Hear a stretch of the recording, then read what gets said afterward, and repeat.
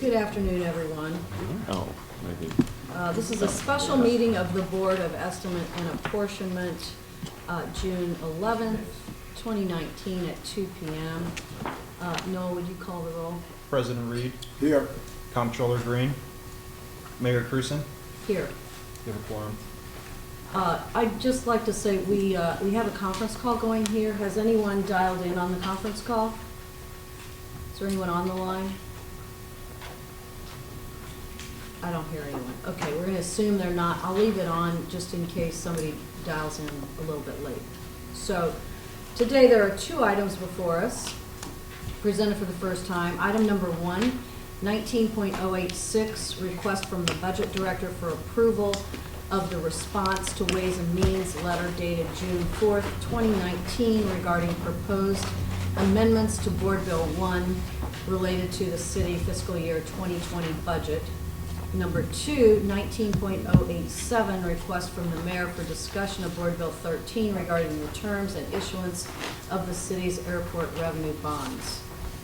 I'd like to take these up separately if we could. All right, I move for adoption of item number 1. Second. Paul, do you want to walk us through item number 1? Yes, thank you, Mayor. On the attachment you have in your packet, this on the first page is a summary of the proposed response to Ways and Means amendments.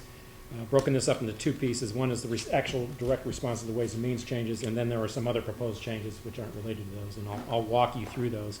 And behind that summary page are detailed, the amendments in detail. So going through those, the first item is the Board of Aldermen. There was a request to increase the Board of Aldermen's budget for the salary of a legislative researcher and a recorder position. That was for $88,496. Item 2 on there was a fire department funding for some breathing apparatus supplies and contractual services for $110,000. Item 3 was a request to add a liquor control officer to the excise commissioner's office. Actually, they had requested 2. This accommodates one of those positions. Item 4, the police department. This is a request to restore the Ways and Means cut in overtime by $800,000. Item 5, sort of a two-piece amendment. One of the reductions that Ways and Means had enacted was a reduction in the use tax fund of $300,000. This is a balancing. This basically provides or balancing the general fund with the use tax reduction. So when you cut the use tax, the funds are available in the use tax. So we were moving $300,000 between police department salaries between the two funds to keep the balance between the two funds.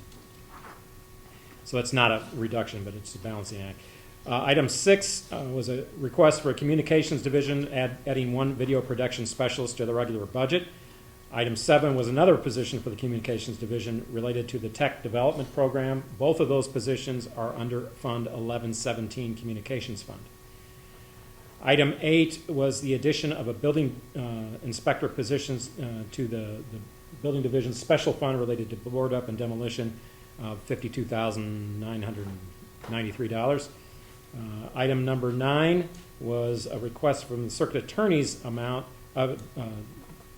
Circuit Attorney's Office for additional funding in the computer services account. What this does is basically allocates those requested amounts from computer services. In the Prop P, they had an additional $75,000 allocated to them in the budget over and above their request in professional services. So this amendment would move that amount of $75,000 to their computer services to help address some of those computer service needs. Item 10 is under the Department of Public Safety is the funding for the Violence Prevention Alternatives Program of $500,000.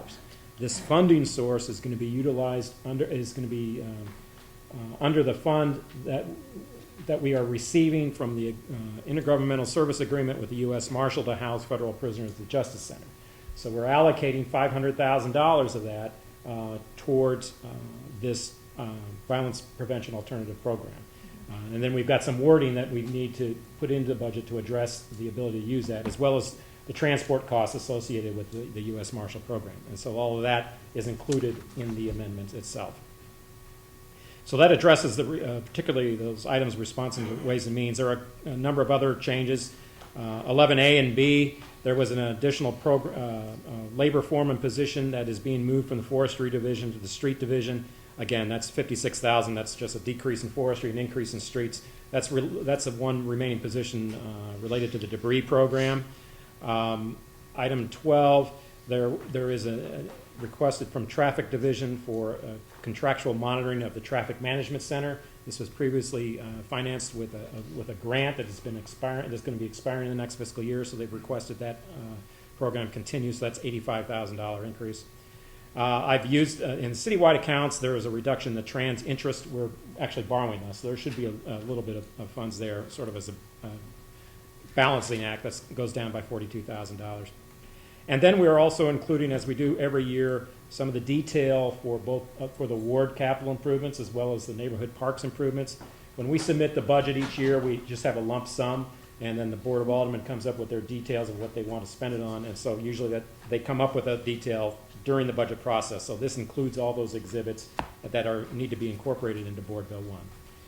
And so you can see with the result of all those changes, we've got general fund increase with $787,000 offset by the reduction 80/40, which and then a reduction in the revenue from communications fund of $52,000. So it all balances out in the end. Local use tax fund, again, there was a reduction in building demolition of $300,000, and then it is offset by that increase in the police salaries, which is the balancing act between the general fund and the use tax fund, also balanced.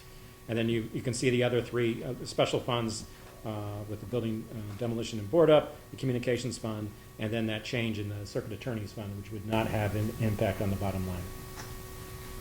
Okay, thank you.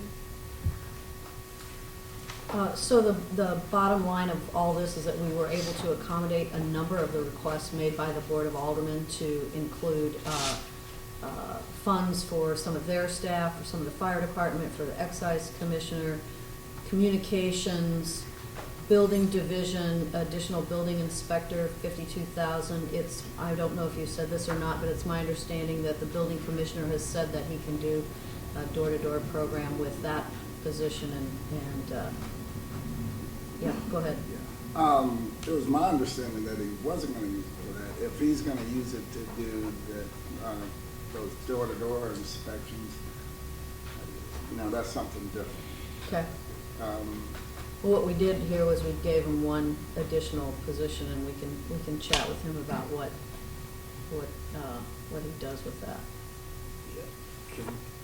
Okay. You want to say something, Frank? Yeah, I had received a number of requests from a couple of aldermen, and what I had suggested was that I would only utilize it for those aldermen who had requested the door-to-door in their area.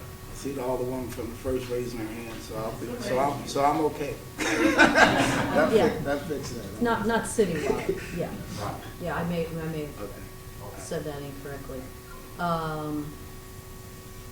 We have been able to fund violence prevention alternative, and I know there are a number of folks who, there are a number of programs around it, Ceasefire, Cure Violence, a couple of other programs, all of which will be considered and assessed by the Public Safety Director, but the $500,000, we allocated $10,000 a while ago, a month or two ago. This $500,000 is available to do that once we, decide on what it is that we need to do there.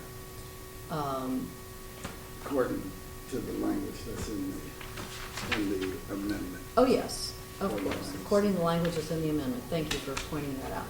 So we were able to accomplish these things without cutting overtime in the police department. We know that our police department is well over 100 officers short. We need for them to be patrolling our streets, and we need for those police officers to be working. And personally, I did not want to tie their hands, if you will, by cutting their overtime budget.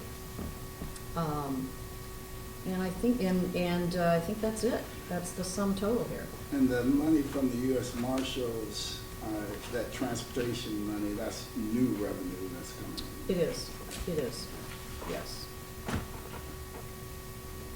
So we have a motion and we have a second.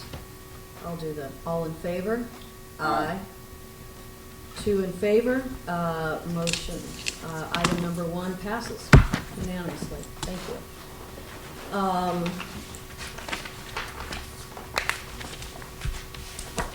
So the second item that I asked to talk about is the airport bond refinancing and the new debt.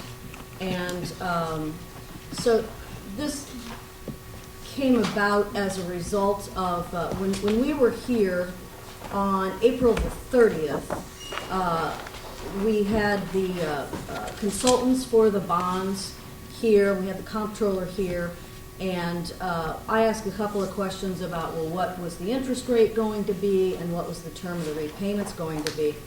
At that meeting, it was presented to us that the interest rate was going to be from 1.79 to 2.8, and then a couple of weeks later, on May the 15th, the information was presented to the Transportation and Commerce Committee, and the interest rate was presented there was up to 3.9%. So the interest rate was different. Still lower than what we have now. So even 3.9% is fine, but I just thought that it was important that what we approved here a month ago, since it had changed, that we come back here and discuss that. The second thing, and this is I also asked, well, when will these bonds be paid off? The refinancing of the $93 million, as it turns out, I think $100 million's in the bonds, was represented here that they would be paid off during the same time frame as the old bonds, which was until 2034.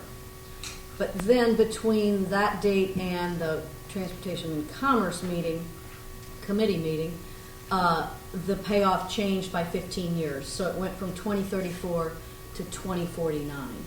That's a pretty significant change. The result of that is, of course, that there'll be more savings in the early years, about $6 million a year, but we're going to be paying for the house, if you will, for another 15 years. And so I understand that these bonds need to be refinanced, and I understand that we need to take on the new debt of $25 million in that range to make the necessary improvements at the airport. But I wanted to make sure that we didn't have a change in what I think is a pretty substantial change in the terms that we approved the last time to what we have today. So I wanted it to be presented here again today. I did send to all of the aldermen and alderwomen and the president a letter yesterday pointing out some of those changes, and I also about 20 days ago, I guess, on May 22nd, I asked the comptroller to address those changes. I have not been able to get a response from the comptroller on that, but I still think it's important that we, if we're going to do this, that we accept those changes here at E&A, because I think a 15-year extension on the life of the debt is substantial. So, do we have anyone from any of the bond council or anybody that could? we don't. The comptroller said that she and her staff would not be available today, or her consultants would not be available today.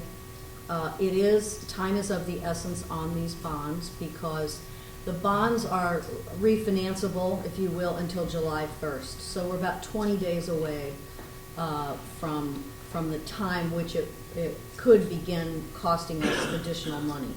So we're kind of in a